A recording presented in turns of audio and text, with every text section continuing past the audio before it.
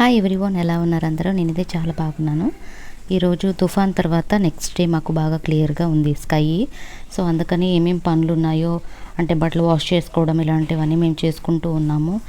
And బర్డ్స్కి కూడా కొంచెం దాన అయితే వేశాను. ఆ రోజు తుఫాన్ వల్ల బాగా ఇబ్బంది పడిపోయాయి. అందుకని సో నాకు చిన్న చిన్న ఏమైనా కుట్టడానివి అవి పక్కింటి వాళ్ళు వీళ్ళు ఇస్తూ ఉంటారనమాట.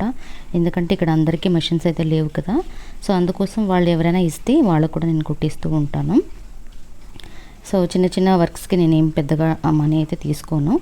ఏమైనా కుట్టడానికి ఇస్తారు కదా బ్లౌజ్ అలాంటి వాటికి మాత్రమే నేను తీసుకుంటాను. అండ్ ఆ రోజు ఈవినింగ్ మా కోడలిని అంటే మా ఆడబిడ్డ కూతురుని స్కూల్ నుంచి తీసుకెళ్ళడానికి వెళ్తున్నాం అనమాట.